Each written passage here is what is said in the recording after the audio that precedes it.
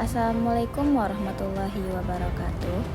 Tugas dokumenter sejarah, bimbingan dan konseling di Indonesia, mata kuliah literasi dan multimedia dalam BK oleh Raudatul Janah dengan NIM 24006035. Dosen pengampu Prof. Dr. Ifdil SHI, SPD MPD, PhD Cons, dan Miss Rima Pratiwi Fadli MPD.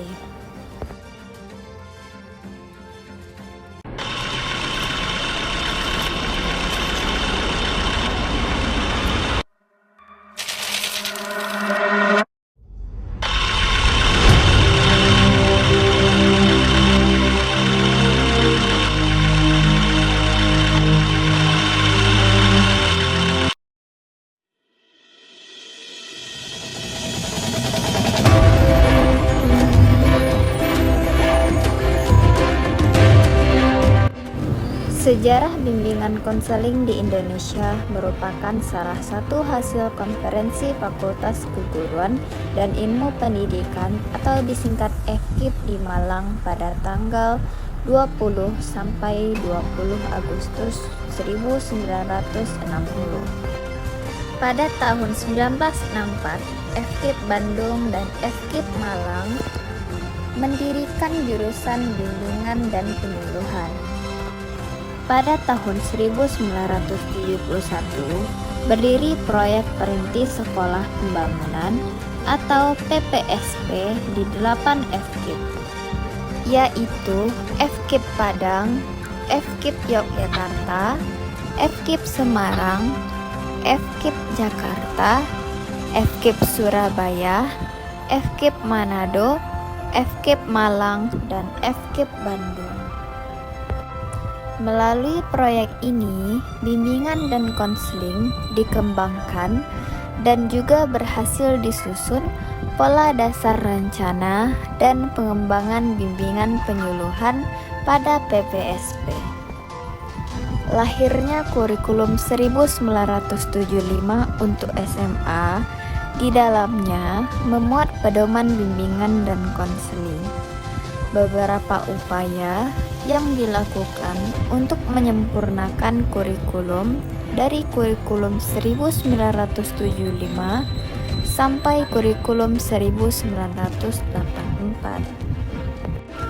Pada tahun 1975 berdiri Ikatan Petugas Bimbingan Indonesia atau yang disingkat dengan IPBI.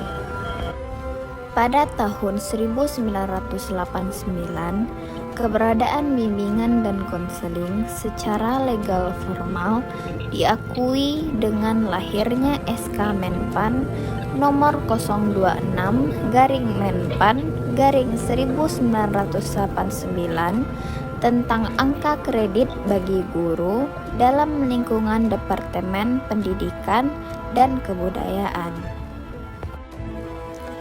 Sejak diberlakukannya kurikulum 1994, sebutan untuk guru BP berubah menjadi guru pembimbing.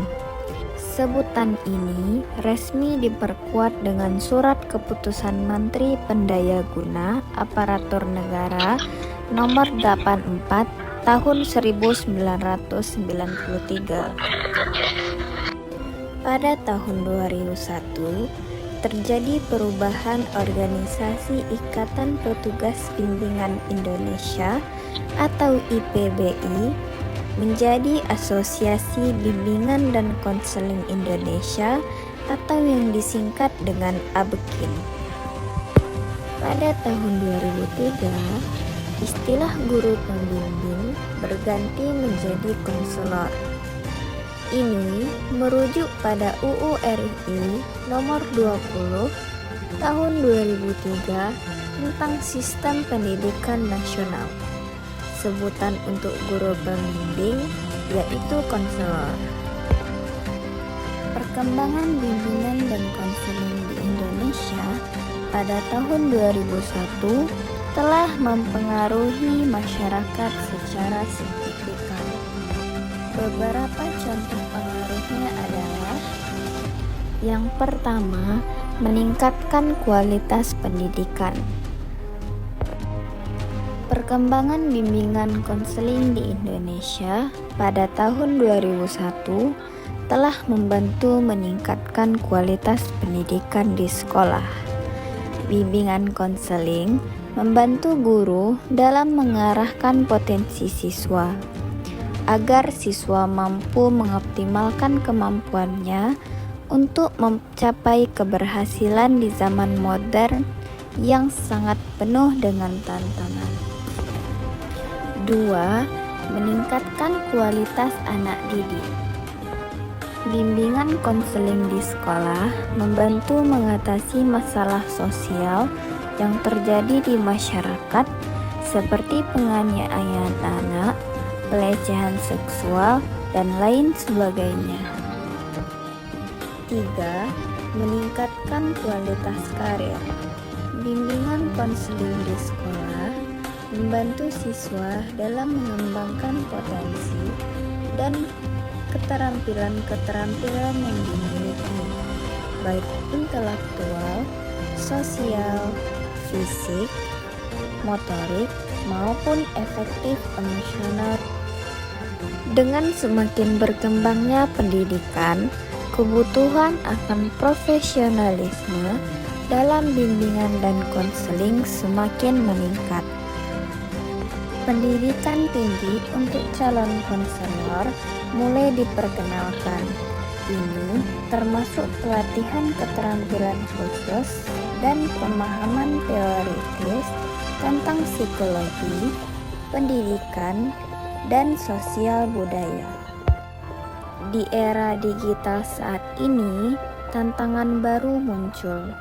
Konselor diharapkan bisa beradaptasi dengan perubahan yang cepat. Pengetahuan tentang teknologi informasi dan komunikasi menjadi sangat penting. Konselor tidak hanya berurusan dengan masalah belajar, tetapi juga dengan masalah psikologis, hubungan sosial, dan efek media sosial terhadap siswa. Dan pada era digital ini, bimbingan konseling di Indonesia mengalami transformasi yang signifikan. Teknologi informasi telah memperluas jangkauan layanan bimbingan, memungkinkan konselor untuk mengakses dan berinteraksi dengan siswa secara lebih efektif. Dengan adanya platform yang luas dan beragam, konselor dapat menjangkau siswa yang sebelumnya sulit diakses. Ini membantu konselor mendapatkan dukungan tanpa batas geografis. Metode konseling juga telah berkembang. Pendekatan yang lebih kreatif dan inovatif, termasuk penggunaan multimedia dan aktivitas interaktif, kini sering digunakan untuk membantu siswa mengatasi masalah mereka. Konselor menggunakan video, game edukasi, dan aplikasi interaktif untuk membuat sesi konseling yang lebih menarik dan efektif. Pendekatan ini membantu siswa merasa lebih nyaman untuk berbicara tentang masalah mereka. Kesehatan mental menjadi fokus utama dalam bimbingan konseling modern. Dengan meningkatnya kesadaran akan isu-isu kesehatan mental, konselor dituntut untuk menghadapi berbagai tantangan yang dihadapi siswa, termasuk tekanan akademis, bullying, dan masalah emosional. Kolaborasi antara konselor, orang tua, dan masyarakat juga semakin penting. Melalui kerjasama ini, konselor bisa mendapatkan pemahaman yang lebih baik mengenai latar belakang siswa dan mengembangkan strategi dukungan yang lebih efektif. Dengan berbagai tantangan dan perubahan, masa depan bimbingan konseling di Indonesia masih sangat menjanjikan. Pemahaman yang lebih baik tentang pentingnya dukungan emosional dan mental di kalangan siswa semakin meningkat. Bimbingan dan konseling adalah perjalanan yang panjang, namun merupakan bagian yang tidak terpisahkan dari pendidikan yang berkualitas. Mari kita dukung dan kembangkan bimbingan konseling di Indonesia agar dapat berdampak positif bagi siswa dan masyarakat.